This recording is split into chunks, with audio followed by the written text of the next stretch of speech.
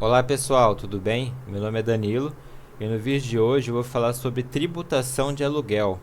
Então, no dia 8 de agosto saiu uma notícia, eu vou passar ela aqui agora, falando assim: mais imposto. Governo estuda como taxar quem recebe aluguel no Airbnb e Booking.com. É, Essa notícia gerou uma impressão nas pessoas, né, que eu recebi algumas perguntas sobre isso, de que estaria sendo criado um imposto sobre o aluguel. Mas, na verdade, o imposto sobre o aluguel já existe, que é o imposto de renda. Então, aqui na notícia depois eles vão explicar que o objetivo é que a Receita Federal tenha uma forma de receber a informação de quem realiza locação por temporada, que é o tipo de locação realizada nessas plataformas, né, Airbnb, Book, onde a pessoa, ao invés de alugar, fazer um contrato de um ano e alugar o imóvel por um ano todo ou 6 meses, ela aluga por poucos dias, né?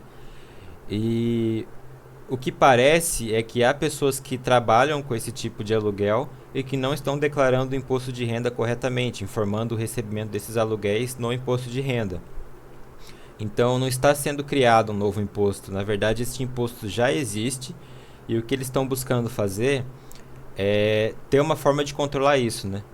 Então eu vou trazer aqui agora também a lei, né, a norma que explica como funciona o imposto de renda sobre aluguel, e também demonstrar como é feito o cálculo do valor deste imposto. Bom, então o aluguel ele é tributado como renda. Então, assim como uma pessoa que desenvolve serviços autônomos, né, trabalha como autônomo, ou alguém que trabalha registrado CLT, tem que pagar imposto e tem uma tabela do imposto de renda para fazer o cálculo, o aluguel é a mesma coisa.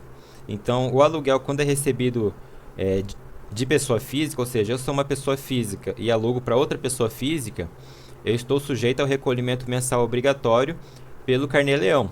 Então eu tenho que receber o aluguel, abrir o Carnê-Leão naquele mês, preencher o valor que eu recebi e verificar se vai gerar imposto a pagar ou não. Gerando imposto a pagar, eu faço o pagamento e vou anotando estes valores para poder declarar no imposto de renda no ano seguinte. Se eu alugo para uma pessoa jurídica, ou seja, eu sou uma pessoa física e tenho uma sala comercial, um galpão que eu alugo para uma pessoa jurídica, o que acontece? Essa pessoa jurídica ela é obrigada a fazer a retenção do imposto de renda na fonte. E aí depois, quando eu for declarar imposto de renda, eu vou lançar que recebi este aluguel, vou declarar o imposto de renda retido na fonte, na minha declaração anual do imposto de renda, e pode ser que eu tenha que pagar imposto sobre isso ou eu tenha restituição. Então é assim que funciona a sistemática do aluguel para quem é dono de imóvel, né? Aqui no perguntão da Receita ele traz algumas informações, ele dá alguns exemplos, até um exemplo de cálculo interessante aqui. E tem outro ponto que eu quero destacar, que é um ponto que às vezes as pessoas não se atentam. Então, para determinar a base de cálculo do aluguel, eu posso considerar algumas despesas que eu tenho com o imóvel. Então, se eu recebo, por exemplo, 3 mil por mês de aluguel, eu tenho algumas coisas ali que eu posso abater da base de cálculo antes de ser calculado o imposto a pagar. Então, por exemplo, o valor dos impostos, taxas e emolumentos incidentes sobre o bem que produziu o rendimento. Como, por exemplo, eu tenho um imóvel no meu nome, eu tenho que pagar IPTU. O IPTU eu posso pagar numa parcela no começo do ano ou pagar mensalmente. Então, este valor que eu pago de IPTU, eu posso abater do valor mensal do aluguel, conforme eu pagar o IPTU, né? Então, se eu pagar em uma parcela, eu vou abater em um mês. Se eu pagar dividido em 12 parcelas, né, ao longo do ano todo, eu vou poder abater o valor dessa parcela no aluguel referente a cada mês. Também se for um imóvel sublocado, ou seja, eu contrato uma sala por 5 mil e eu alugo ela para alguém por 10 mil, eu vou abater primeiro o valor que eu pago de 5 mil da sublocação. Então, se eu pago 5 e recebo 10, eu vou abater os 5 que eu pago. Também despesas pagas para cobrança e recebimento, ou seja, se eu tenho um aluguel que ele é por meio de imobiliária, ou seja, eu peguei o imóvel e dei na mão do imobiliário e falei: olha, imobiliária, faz aqui o contrato com o inquilino, recebe dele e depois me repassa o valor deduzido da taxa de vocês. Então eu posso abater da base de cálculo do imposto de renda essa taxa que eu pago para a imobiliária. E também despesas de condomínio, né? Comum em apartamento. Se eu tenho um apartamento e alugo e eu pago o valor do condomínio, então eu vou abater da base de cálculo do imposto de renda o valor do condomínio. Aí tem outra informação importante que estes encargos pagos eles só podem ser deduzidos do valor do aluguel quando o ônus for do locador. Ou seja, se eu pego o meu IPTU e repasso para o inquilino, né, jogo junto com o boleto do aluguel o valor do IPTU, que é comum em algumas regiões do Brasil, e aí quem paga o IPTU então é o inquilino. Então eu não vou poder abater esse valor da base de cálculo. Despesa de aluguel também é outro exemplo.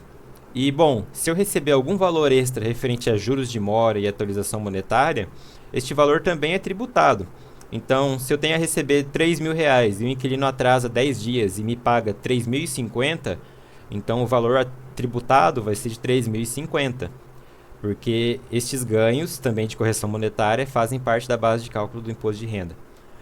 Eu vou fazer um demonstrativo agora de como o cálculo funciona. O simulador de alíquotas efetivas da Receita Federal. Então aqui eu consigo colocar o mês e o ano, né? Então vou fazer um aluguel aqui referente ao mês de agosto, que eu recebi em agosto. Então vamos dizer que eu recebi R$ 3.000 de aluguel no mês. Então R$ 3.000 menos a dedução simplificada, né? Que é a dedução que existe no Carnê-Leão mensal. A base de cálculo ficou de 2.435, gerou de imposto a pagar R$ 13,20. Então, neste mês, eu vou lançar esse valor de 3.000 e vou pagar imposto de R$ 13,20. E aí, beleza? Acabou? Não. Eu ainda vou ter que pegar esse valor aqui de agosto, depois o valor de setembro, o valor de todos os meses do ano. Eu vou lançar na minha declaração de imposto de renda, bem como este imposto pago que eu fui pagando ao longo do ano. Significa que eu não vou precisar mais pagar imposto na declaração? Aí depende, se você tiver outras rendas no seu nome, né?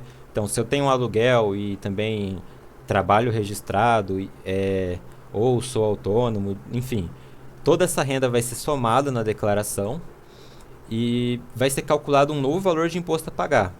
Aí, após isso, será deduzido tudo aquilo que você pagou de imposto ao longo do ano para identificar se você tem restituição a receber ou se você tem algum valor a pagar de imposto ainda. Sobre essa sistemática de ter mais de uma renda, né, a pessoa tem aluguel, trabalha, ou tem 2 empregos, ou 2 aposentadorias, eu vou fazer um vídeo ainda explicando certinho como funciona. Então, provavelmente está nos cards aí do canal, ou vai sair daqui a alguns dias. E aí vocês vão poder entender melhor como funciona o imposto de renda nessa relação de primeiro tem a dedução mensal ao longo do ano e depois como fica na declaração. Bom, o vídeo de hoje foi esse, espero que vocês tenham gostado. Deixe seu like e se inscreva no canal. E se você tiver mais alguma dúvida sobre imposto de renda de aluguel ou imposto de renda de forma geral, deixe seu comentário que a gente vai buscar responder o mais rápido possível. E sendo uma dúvida frequente, a gente também planeja fazer um vídeo sobre isso. Obrigado e até a próxima.